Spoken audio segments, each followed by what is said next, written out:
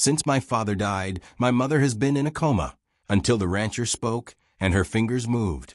Mama, I need you to wake up. I can't do this alone. No response. Delilah's face remains peaceful, untouched by 6 months of coma. The door opens. James Caldwell, 55, a weathered rancher in expensive boots, removes his hat. Maya's posture hardens instantly. Get out. Miss Porter, I said get out. James doesn't move. His eyes study Delilah's face with something like recognition. Your daddy worked my land for 15 years. My daddy's dead. I know. I was there. Maya stands slowly. Her voice drops to a whisper. What did you say? James steps closer to the bed. His weathered hands grip his hat brim. The night he died. I was there, Maya. And so was she. He nods toward Delilah. Maya's breath catches. You're lying. She saw what happened to Thomas. Saw who did it. And she's been hiding in there ever since. James leans over Delilah's still form. His voice becomes gentle, almost reverent. Delilah, honey, it's time to come back. Your girl needs to know the truth about that night. Maya watches in stunned silence as her mother's fingers twitch against the white sheets. Once. Twice. Mama. But Delilah's eyes remain closed. James straightens, settling his hat back on his head. Your daddy didn't fall off any scaffolding, Maya. He was pushed. The heart monitor's rhythm stutters. Who? Maya's voice cracks. Who pushed him? James heads for the door, pausing with his hand on the frame. Ask your mother when she wakes up. Because she will wake up now. She's been waiting for someone to say it out loud. The door closes behind him. Maya stares at her mother's face, searching for any sign of consciousness. Delilah's fingers remain still, but something has shifted in the room's atmosphere. Maya sinks back into her chair, processing James's words. Her father's death had been ruled accidental, a fall from scaffolding during construction work on the Caldwell Ranch. No investigation, no questions asked. Mama, if you can hear me, if you know something. She takes Delilah's hand in both of hers. I need you to fight. I need you to come back and tell me what really happened. The chapter ends with Maya keeping vigil, holding her mother's hand as storm clouds gather outside the hospital window. The machines continue their steady rhythm, but now each beep sounds like a countdown toward revelation. Maya hasn't left the hospital room since James's visit. She sits in the same chair, watching her mother's face for any sign of consciousness. The storm outside has intensified, rain lashing against the windows.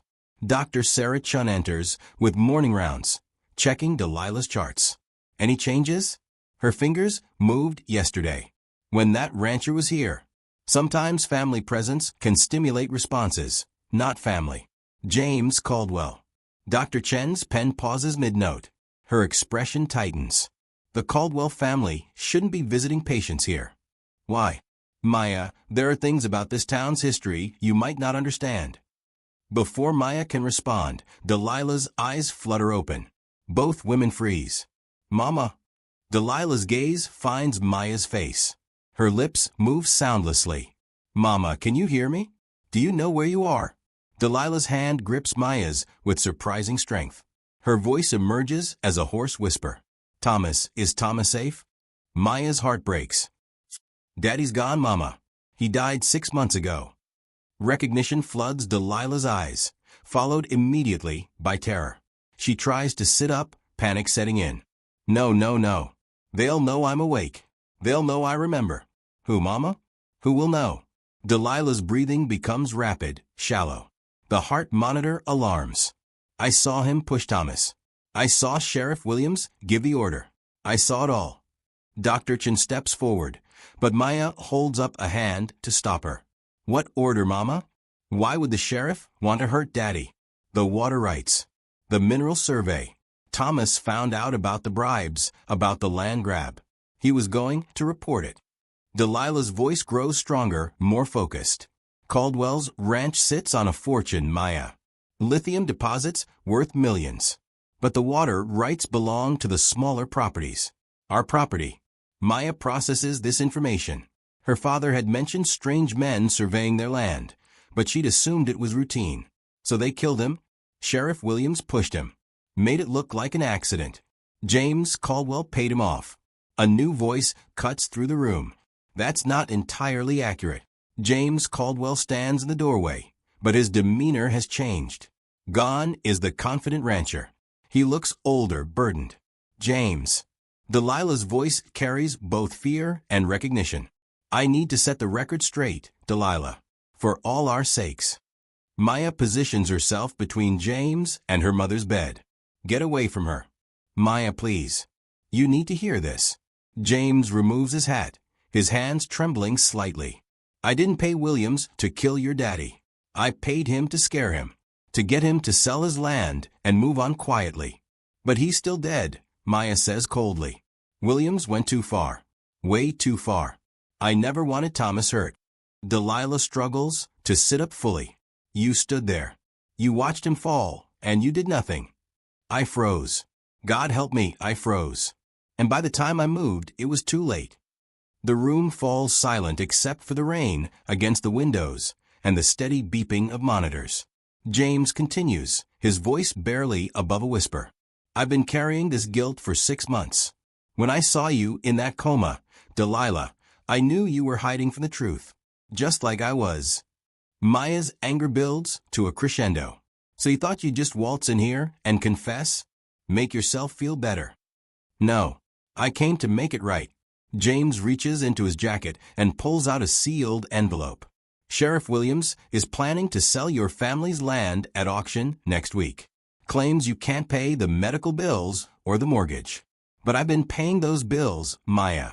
Every single one. He sets the envelope on the bedside table. That's a deed transfer. Half my ranch becomes yours. The half with the lithium deposits. Maya stares at the envelope, then at James. Why? Because your daddy was a good man. And because some debts can only be paid one way. He knows I'm awake. Sheriff Williams enters the hospital room with 2 deputies. His badge catches the harsh fluorescent light as he surveys the scene. Delilah awake, James standing with his envelope. Maya positioned protectively between them all. Well, Sleeping Beauty finally woke up. Sheriff. James's voice is steady but cautious. Mr. Caldwell. Didn't expect to find you here. Williams approaches Delilah's bed, his hand resting casually on his weapon. Mrs. Porter, you've been asleep for quite some time. Hope you didn't have any disturbing dreams. Delilah meets his gaze without flinching. I remember everything, Marcus. The use of his first name strips away his authority. For a moment, he's just a man who made a terrible choice. Memory can be unreliable after trauma. Head injuries, stress, sometimes people think they remember things that never happened. Maya steps forward. She remembers you pushing my father off that scaffolding. Williams's expression hardens. That's a serious accusation, Miss Porter. Might want to be careful about spreading lies. James clears his throat, drawing attention. Marcus, it's over. I'm transferring half my ranch to the Porter family. The half with the mineral rights. Williams's composure cracks. Like how you are. We had a deal, Caldwell. The deal was to keep quiet about an accident, not to cover up murder. The room's tension escalates. Williams signals his deputies, who step closer. James Caldwell, you're under arrest for conspiracy to commit fraud. Deputies, take him into custody. But before the deputies can move, Delilah speaks. I recorded everything. Everyone freezes. Thomas gave me his phone that night. Told me to record whatever happened if things went wrong. I was hiding in the truck, but I got it all. She looks directly at Williams. Your voice. Your orders. Everything. Williams lunges toward the bed, but Maya blocks him. Don't you touch her. Where's the phone, Delilah? Where's the recording? James steps between Williams and the women. Even if she didn't have a recording, Marcus, you think I'd go down alone? You think I didn't keep insurance? Williams realizes he's trapped. His hand moves to his weapon. Nobody leaves this room until we sort this out. Dr. Chin speaks from the doorway. Sheriff, I need to ask you and your officers to step outside. This patient needs immediate medical attention. Stay out of this. Document. I can't do that.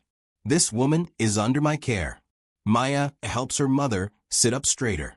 Delilah's voice grows stronger with each word. Thomas died because he found out about the lithium. Because he wouldn't sell our land. Because he believed in doing the right thing. She looks at Maya. He made me promise to keep you safe. To keep quiet. But I can't live in silence anymore. Williams draws his weapon. Then maybe you shouldn't live at all. James moves fast, tackling Williams as the gun discharges into the ceiling. Deputies shout. Dr. Chun hits the emergency alarm. In the chaos, Maya grabs the sealed envelope from James and helps Delilah out of bed. Can you walk, Mama? I can run if I have to. They make it to the hallway as hospital security arrives. Behind them, Williams and James struggle on the floor while deputies try to restore order. Dr. Chin guides them toward a service elevator. There's a back exit. My car's in the staff parking lot. Why are you helping us? Because I've seen too many women in this town disappear when they know too much. They reach the parking lot as state police cars arrive, called by Dr. Chen's silent alarm. Maya realizes they're safe. Standing in the rain, Delilah takes her daughter's hands. Maya, your daddy loved this land. Loved what it represented. Independence. Hard work. Honesty. I know, Mama. The money from the mineral rights, we could leave. Start over somewhere else.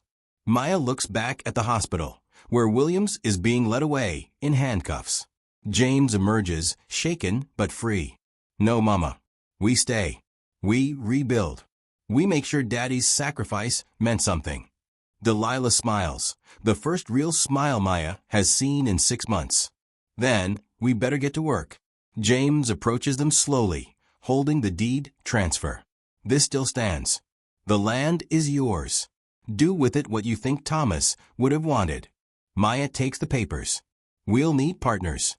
People we can trust. I'd be honored to work for you, Miss Porter. The story ends with mother and daughter standing together in the rain, holding the deed to their future. Delilah's fingers, no longer still, intertwine with Maya's as they watch the sun break through the storm clouds. In the distance, their family land stretches toward the horizon, no longer threatened, no longer silent, but full of possibility and the promise of justice finally served.